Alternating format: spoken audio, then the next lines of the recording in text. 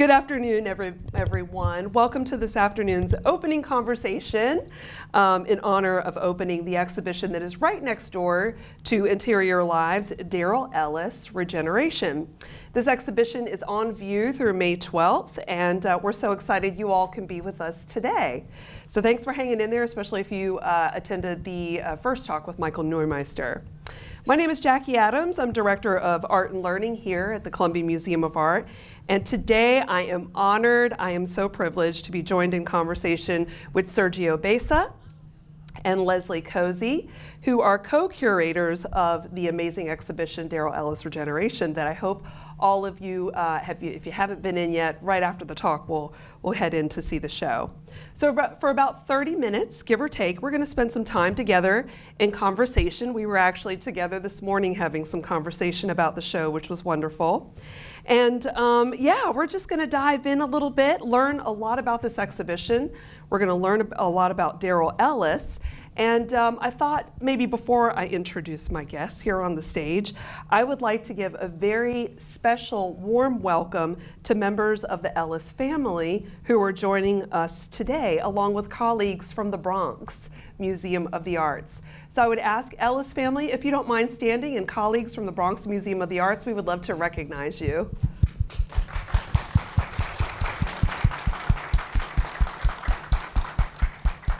Thank you so much for taking time out of your schedule to be here today. It's truly special when family can be here to honor artists in opening exhibitions. So now to introduce my guests that are with me here today. Dr. Antonio Sergio Bessa is Chief Curator Emeritus at the Bronx Museum of the Arts, New York, where he has organized several exhibitions, including Jamal Shabazz, Eyes on the Street in 2022, Sanford Biggard's Code Switch in 2020 in collaboration with Andrea Anderson, and also a show that the museum, the CMA, loaned to Sanford Biggars.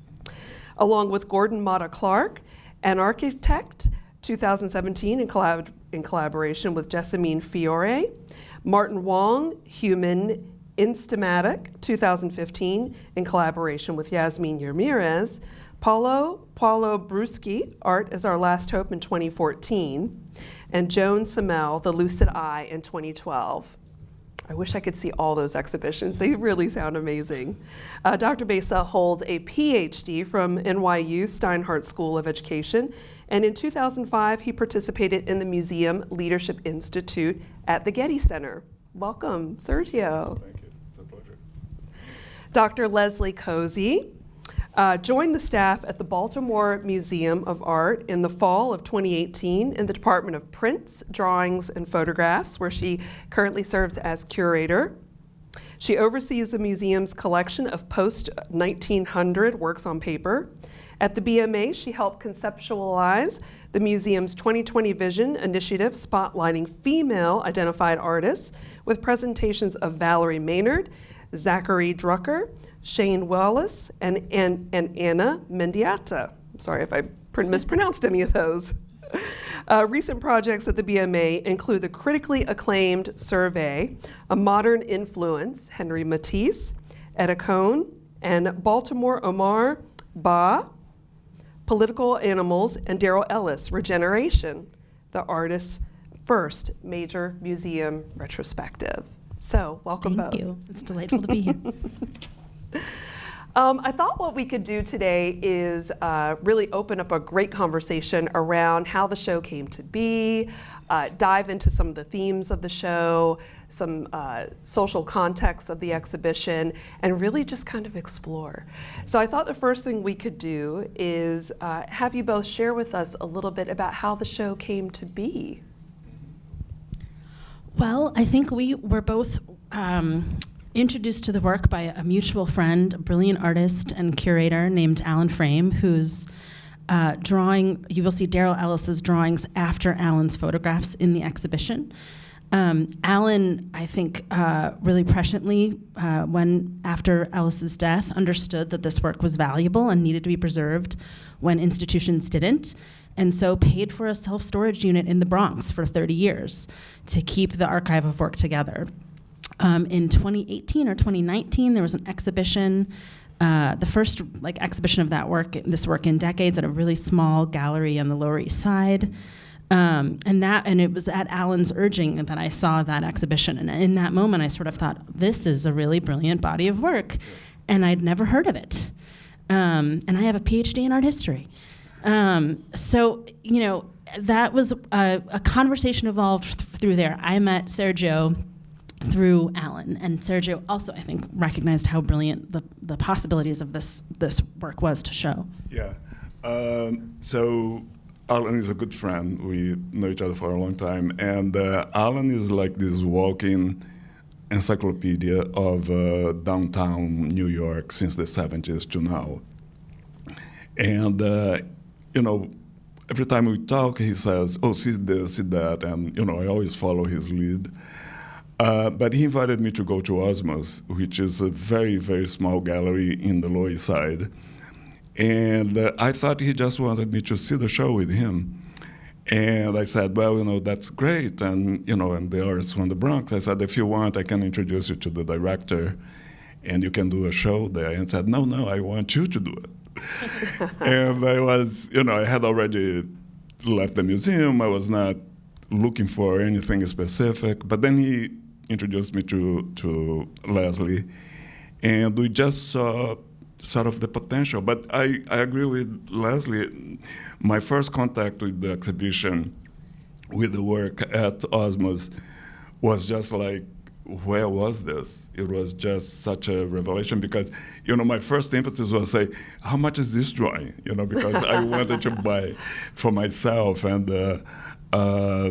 so, it went from there. But I also want to mention that, this was a gift, right? As a curator, this was a gift to the two of us. We were kind of given this opportunity. But there was a lot of, Alan had done an exhibition in the mid-90s, I think 1994, 96, at a small art space in New York. And the show at Osmos had been organized by Drew Sawyer, who's now a curator at the Whitney. And again, it was an instigation by Alan, because Drew was doing research at MoMA, and Alan said, why don't you check this artist? And then, so anyways, there was, to do a show like this, my point is that there's always lots of hands coming together and making it happen. And I think at the BMA, COVID also played a huge role. I first proposed a very small show in 2019 that would have been on view in 2021, and it would have just been one gallery, probably 8 to 10 works. We wouldn't have sought a co-organizer. We wouldn't have tried to tour it. And then the world fell apart, rather inconveniently for everyone. But it meant that our whole schedule got blown up, and I had a chance to learn more about the work and actually see how extensive his archive was. And we realized there was just so much there that one room was not 8 works wasn't really going to do justice to this whole body of work that needed to be seen in the present. It was also something very interesting when I first met Leslie. She came to New York, and we went to the gallery, and the gallery had brought in a lot of works. Some of the work, they had been rolled up, so we had to stretch again and things like that. But my point is that this is an exhibition that probably will be very difficult to do again. I think Leslie and I had the opportunity to just pick and choose, because all this work was in storage. And particularly at the Bronx Museum, which we had more than 150 works, I think in the future, if any other museum want to do an exhibition in that scale, will be problematic, because now the work has been dismembered, and it's in many collections, and it's going to be very difficult to put together again. So. Yeah, people don't realize that when you see an exhibition, sometimes it's a really a unique moment in time, right? Because you're actively having a curating conversation, right? And so the result of that is exactly what you see in these photos. You see these different installations and these different layouts, but things change. Things have to go back to their homes and their owners. So it does. It's a moment in time not to miss. Yeah. And it was interesting because we worked very closely together, but we also had two very different shows. And I think Sergio, as I was sort of finalizing my checklist, was like, actually, I'm going to add 1,000 square feet or 2,000 square feet and make it even bigger. And so you're sort of seeing the jewel box version, which is the version that was at the BMA. And at the Bronx, it really was a hugely extensive survey. Mm-hmm. Yeah. Well, we really felt that we needed to honor him. He was born in the Bronx. His home was just a few blocks away from us, many blocks away from us. But and there are some reports of friends that, I met Darrel at an opening at the Bronx, and he never had any exhibition in life, but when I began to do research for the exhibition, I realized that he was in an exhibition in 2000 called Urban Mythologies. And I think that was a time when his first work came to the collection. And now we have two works of his in the collection, which was very good. But again, it was totally under the radar. I had never heard of him, and I never, saw the work or anything like that. And speaking of those origin stories and experiences, all the way to last year, you received some really wonderful national press on the show. So in 2023, the New York Times recognized this exhibition and the publication that went with it as top art books and art exhibitions to see in 2023. So quite an honor to go from a place of not knowing Darrel Ellis to the New York Times recognizing it as a top 10 show to see. Congratulations. Thank you. That was pretty special. Yeah. So when you were talking a little bit about, getting to know Ellis and some of those stories, and you got to meet people who firsthand knew who he was, I thought that maybe could segue us a little bit into sort of who this artist was. Sort of key moments in his life, especially when someone is coming out of a place that no one had, he wasn't on anyone's radar. So your sense of curiosity is really heightened. Yeah. So I thought that both of you could share a little bit with what you learned about this artist and key moments throughout his life that started to shape the show. Well, I was really particularly interested in his relationship to art history. He was somebody, as Sergio said, grew up in the Bronx. He went to a fashion high school. The New York Times has since called it the Hogwarts of fashion. But he studied, art in high school, and he was always attracted to museums, and he would go to the Met and sketch. You're seeing one of the images on the screen is Tullio Lombardo's Adam.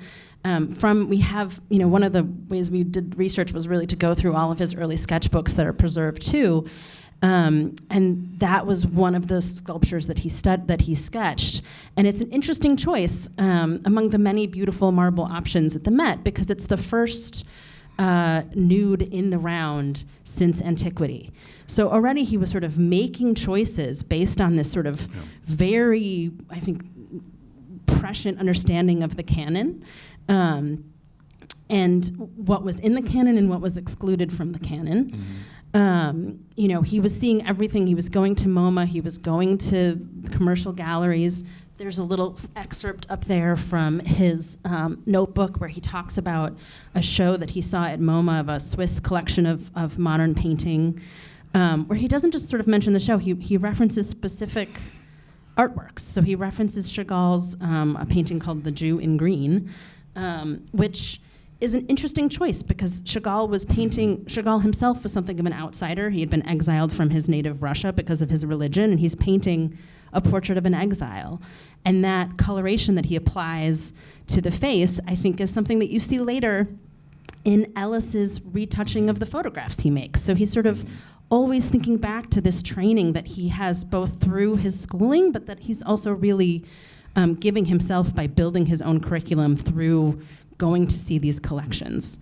And then there's a note in one of his notebooks also when he's working on his interiors where he says, make the canvas the same size as the Vuillard at MoMA. So not just, think about Vuillard, but really think about the specific interactions of figure and ground in this particular painting. Yeah.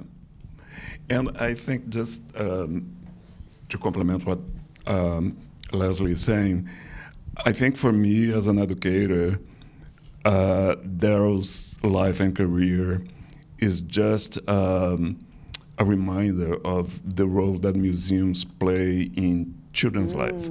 So I think, his brother is here, so I'm not going to go too personal on this, but from his notebooks, we can tell he was kind of depressed as a child, as a teen.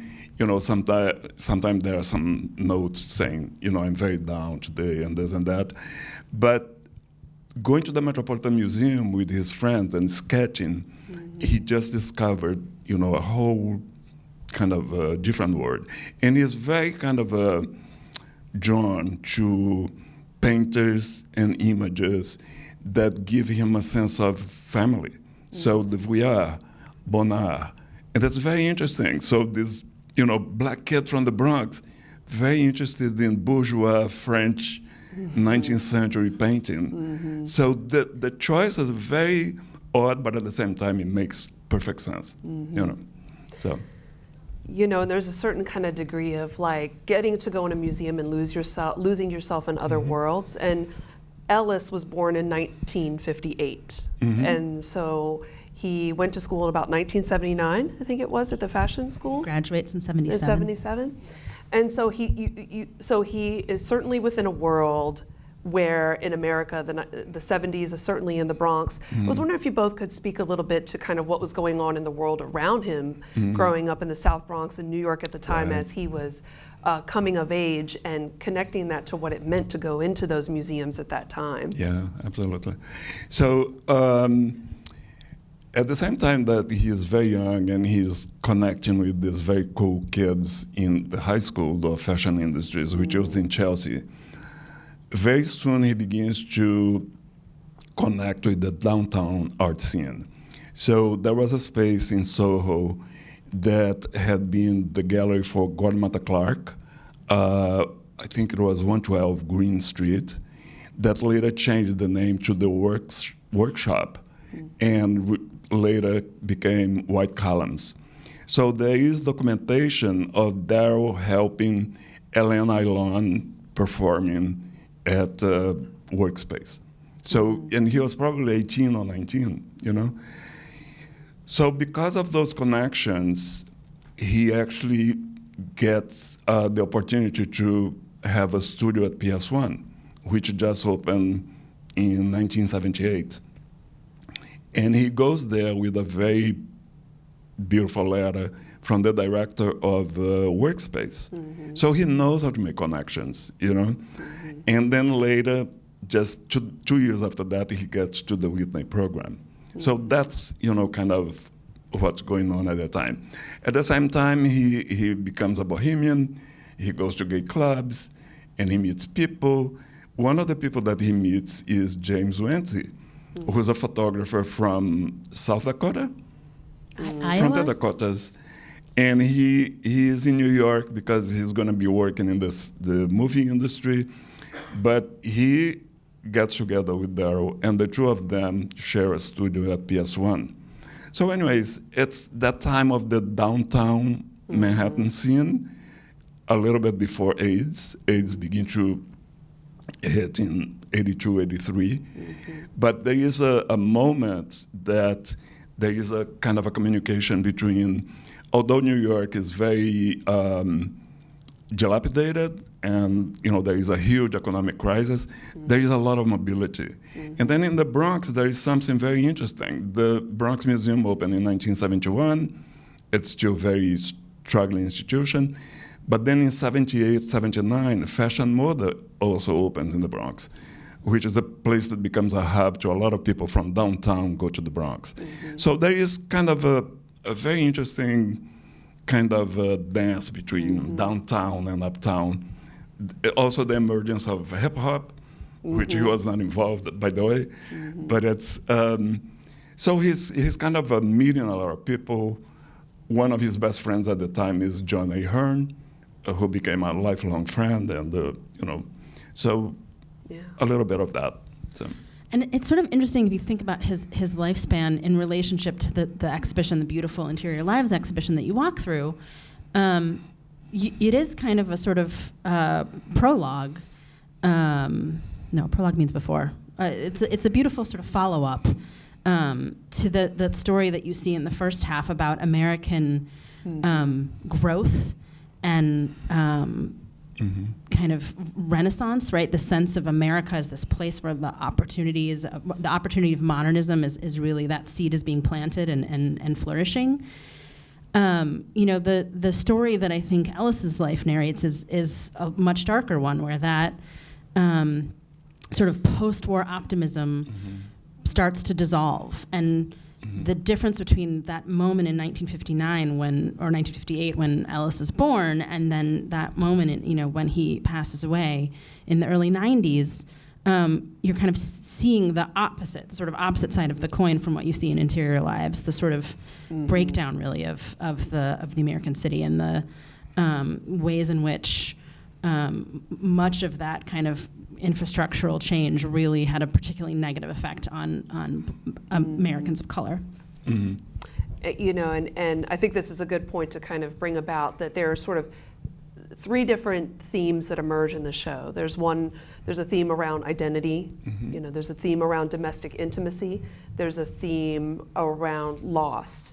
And at some point, he makes a very conscious decision after looking at the canon and going to museums, that he is going to center Black identity in his work, the Black experience, because he is not seeing that represented in his own experiences. And so the slide behind me is from James Van de Zeer's, and it's the Harlem Book of the Dead. And going back to Interior Lives, and that era, I thought maybe you could speak a little bit to some of these influences that are starting to emerge and where his head is starting to go, and how he is starting to pull his subject matter closer to family.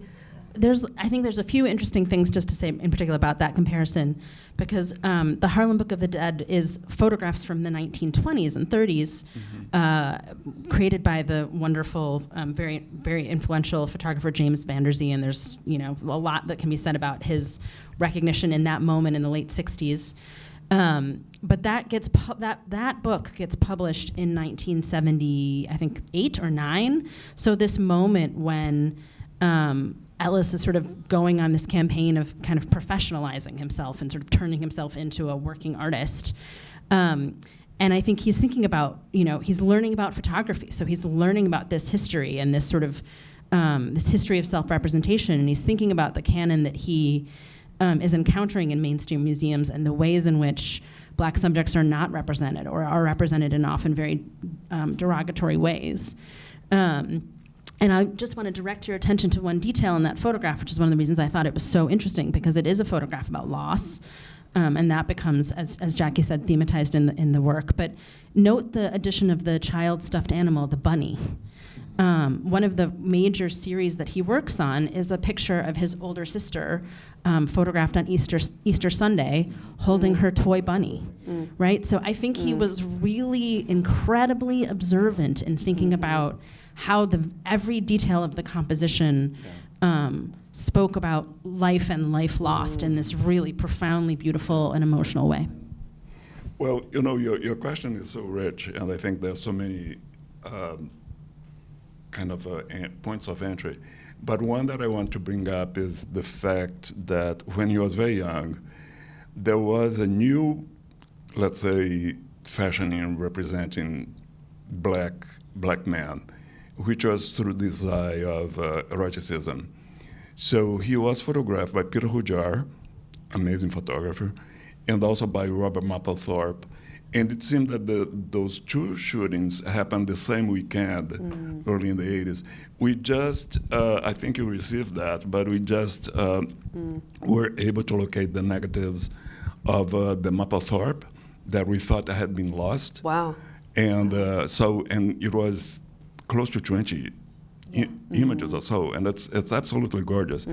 But it's very interesting that, Darrel was a beautiful man. Very, and very charismatic. And the photographs of Mapplethorpe and Hujar, they're just stunning. They're beautiful. But as he grew up, as he came on his own, he wanted to distance himself from that. So when he was invited by Mangold into the exhibition Witnesses, which was about, a manifesto about the AIDS crisis and so forth, he did a series of drawings based on Hujar and Mapplethorpe photographs, and he showed those together with the photographs, I think, as a way. Do you want to comment on that? Because you bought that one for... Yeah, one of them was actually one of the works that we bought for the BMA's collection that is sort of part of what started off the thinking for me about the show. It's really, I think you have the original Hujar photograph. I do. Farther along in the slideshow. It is a beautiful photograph, and as Sergio said, it's very sensual. When you go into the galleries and you see Ellis's reworking of it, it's a profoundly different image, even though compositionally it's exactly the same. Yeah. And there in both images, there's this incredible emphasis on light and dark, this play of what art historians refer to as chiaroscuro. But it's much less about his body, and it's much more about psychological interiority. And he transforms the sort of blacks in the image to this whole range of blacks and grays. He sort of adds this psychological depth that is notably lacking in the way in which he was seen by these two photographers who had died just a year or 2 years before that exhibition.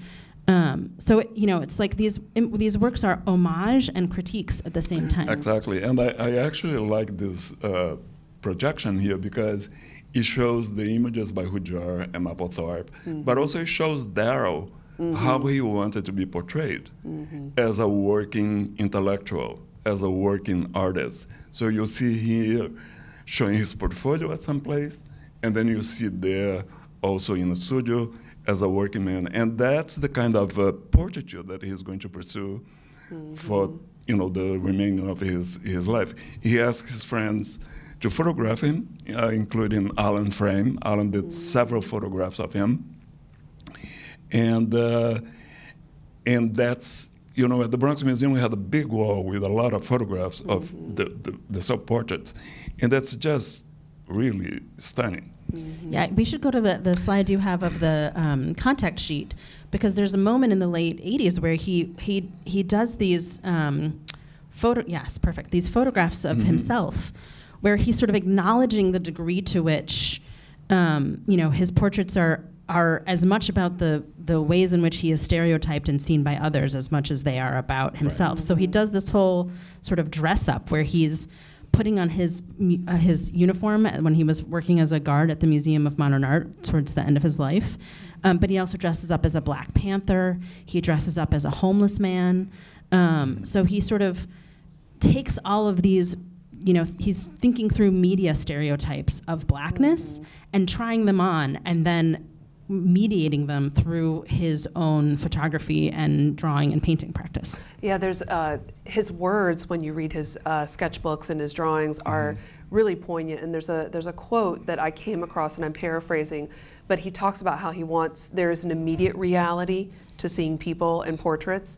There is a hidden reality that he is digging into, and there's an archetypal reality. And I think that's a great way to think about his work in the layers.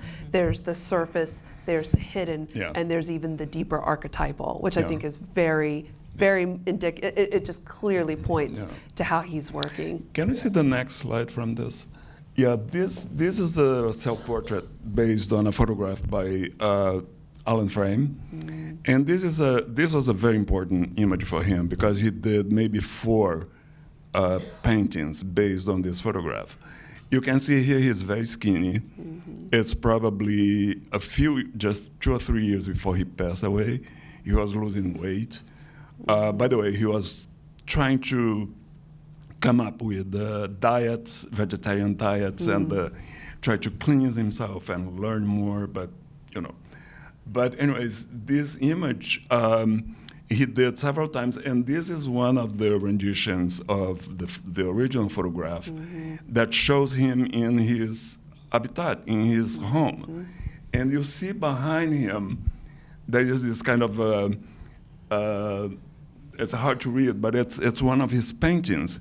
And you can show in the next slide So this painting is it's a one-off in his production, because we don't know the date, but when Leslie and I found at the gallery, we fell in love with it. Yeah. And we just said, this is such a great painting, but what is it? And we had no idea what it was. But Leslie did some investigative reporting. Well, for those of you that have ever taken an art history class, especially intro art history classes, one of the things they used to do, at least when I went, that's a long time ago now, but they used to do unknowns. You'd have to guess. So it was like as if I got an art history exam, but in the most fun way.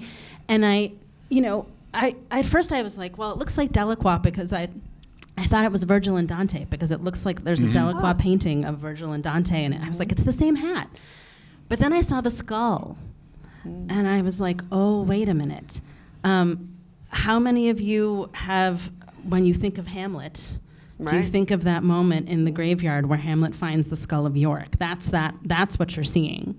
And so from there, we were able to kind of figure out what he was working off of. The original painting's in the Louvre, but he makes this great grisaille black and white version of it because he's actually working from a black and white illustration of the painting in a book. But it's a really interesting image for him to be, again, filtering the history of art through this experience of somebody processing loss and the loss of their father, not coincidentally. And also, it's for us. It was. I think this project had so much kind of emotional moments, and I think for us it was an emotional moment because we realized that this is a painting that he captured him all the way throughout. Because I think Katrina, this belongs to Katrina, and I think she took from the apartment, you know. So, and God bless her that she kept that painting. So, I wanted to go back to some of the earlier discussion around his time with Wency and the PS1, where he was really introducing those experimentations with photography. And it's been interesting because as I've done some media interviews, younger reporters are very fascinated by his process because, of course, younger generations are doing a lot of filtering through digital tools. But Darrel Ellis was sort of manipulating reality and filtering reality with his hands and through his process. So I thought we could take a few minutes and talk about his photographic process and the experimentations there. Yeah, so it is really interesting. I think when I first encountered the work, we were all sort of speculating on how he actually made the works, and we have to give a lot of credit to our colleagues at Visual Aids, Kyle Croft in particular, for doing a lot of that technical reconstruction, and conservators at the BMA who did a lot of the sort of materials testing. But he encountered James Wency, whose father had been a newspaper photographer and sort of taught him about photography. And they developed this process of making plaster and making plaster sculptures and projecting photographs onto the plaster sculptures so they would become distorted in these interesting ways and photographing them. And he does this by 1979, so very early on in his process. As he starts working independently, he becomes sort of more formalized in how he's doing this work, and he gets an enlarger. So if you go to this is kind of an after, yeah, perfect. So if you go to this slide, you can see the kind of enlarger setup. Enlarger is typically a tool that photographers use to take negatives and turn them into full-size images as part of the development process. But he would take these negatives and enlarge and project them onto these sculpted surfaces that he made, sometimes kind of biomorphic abstractions, sometimes very geometric. And that would create these distortions and gaps in the image. So there's the projection. There you can kind of see that it creates, the plaster is at an angle, so it's going to create an angle in the final image. If you go on to the next one, you kind of see there's the negative being projected onto that plaster. He takes the photo. That's the camera shutter clicking. Next photo. And then you get what is what we would call like an interim negative, right? So because he was photographing a negative, in the actual negative, it appears positive. The lights and darks are how they actually are in real life. So if he had printed that, the final image would have been entirely wonky. So we had to send that to a lab and get them to create a negative from that to reverse the lights and darks again.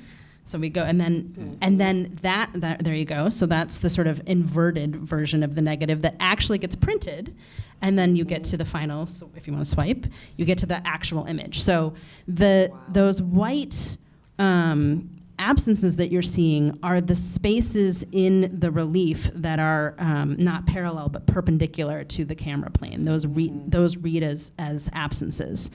But it's a profoundly complicated process that even as curators, when we first encountered it, we were like, it took several people in the museum world together to sort of figure it out and think through how he actually did it.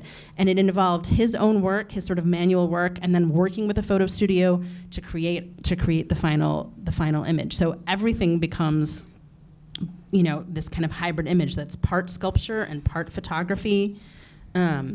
And then you'll see, if we go on to the next image, he would take the photographs and then turn those into drawings and turn those into paintings. So everything was always constantly in process. There was never a kind of finished moment. Yeah, there you go. That's a good one. Yeah. And it's kind of interesting because once he went through the whole process of rephotographing, and he would do drawings and paintings, you can see in the drawings he actually draws the imperfections of the new projection or the gaps. And so it's one thing that it always strikes me as so wonderful about his work is that he was doing this 1979, 80, 81. So it's actually before the pictures generation, right? Mm-hmm. And he is actually doing this appropriation of images. But a caveat here, he was still not working with his father's archive. And that's also another amazing fact, that he came up with his process, a method, together with James, in the studio. And then later, he began to use the father's archive with that technique. But it's very interesting. I think another curator of this show will have to recast the picture generation in a new light based on this body of work, So. I wonder if you could speak for a moment about, you mentioned his father's photographs, and it was a huge source of inspiration, source material. Can you both speak a little bit to what that is and what that looks like and the background there? Yeah. Well, his father was a very, very gifted photographer, and I think Alan is now very interested in perhaps doing a book about his father or doing an exhibition, and kind of because a lot of, all the archive is together with Darrel's archive. But he had a photography studio with his wife. I think she would do photo touches on the negatives and things like that, but the couple were together. And he was also a member of the pen club, the photography pen club, and he would submit photographs to be reproduced in magazines and so forth. And but the interesting thing is that I don't think Darrel knew any of that growing up. Maybe he knew his father had been a photographer. He was also a postal worker, but because there was this very dramatic fact, which Thomas was killed in a confrontation with plainclothes police officers just 2 months before Darrel was born. And so Darrel was, he grew up in the middle of this grieving family. Probably his mother was very, very depressed, as I can imagine anyone would be. And it's a story that, I think a lot of the family, the siblings, they still try to make sense of that. Sure. Because that was 1958, so it was way before this wave of racial profiling and Amadou Diallo and all these horrible stories that we know about New York. But would you? I think it's interesting that in 1981, when he's already embarked on this process of professionalizing and developing this really idiosyncratic working method, he inherits his father's archive. So that's when he starts, and when he first is working with his father's archives, as with that beautiful diptych of his mother Jean, he's first really kind of making straight copies from it. He doesn't immediately apply this process to it. Yeah. But as the process develops, and as he gets more competent, he sort of realizes that he needs to use the father's negatives and apply this process to them so that he can use the holes in the, and he says this quite literally in an interview, that the holes in the image address the holes in his life and his family fabric. So by the around 1987, 1988, 1989, he starts taking his father's photographs, and rather than just creating very beautiful but kind of straightforward one-to-one drawings or paintings after them, and you'll see some examples of that in the show, he starts applying this process to them. And one of the things we also talked about was, I think certainly when I first encountered this material, knowing that story is part of what makes this exhibition so timely. But we were really, when we were making our selections, we really wanted to focus on Darrel the artist and not Darrel the victim. Even though he experienced a lot of prejudice and systematic prejudice in his life that greatly impacted it. But I think he was interested. There's that beautiful drawing that we saw. We can go back to it, of his father in his Marine uniform. There's several images in his work of men in uniform, and I think he was interested in thinking about the expectations around masculinity more broadly. How they're culturally constructed, and how they create, the dissonance between what was expected of him and his identity as a queer man of color.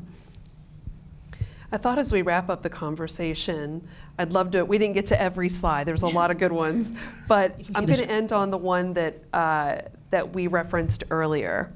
And in the book, in the forward essay, it talks about how the show is so important because it brings forth individuals who were left out of the dominant history of art. I wonder if you both could speak a little bit to personally what that has meant to you and your work to make space for someone such as Darrel Ellis and to be stewards of that space. What has it meant for you? Well, I mean, it's a great responsibility. We worked very closely with the family. We had, when we first saw the full archive at the gallery, we had lunch with Darrel's older sister, Lori, and his younger sister, Katrina, and said, we want to do this in a way that you feel is respectful, and if, there are things that you are uncomfortable with us, uncomfortable with us sharing, we want to be aware of that, and we want to respect your boundaries. So I think there's a great amount of curatorial responsibility in terms of, the process and sort of acknowledging that you are telling this is not my story to tell. You are telling somebody else's story and many other people's stories in a very fundamental way.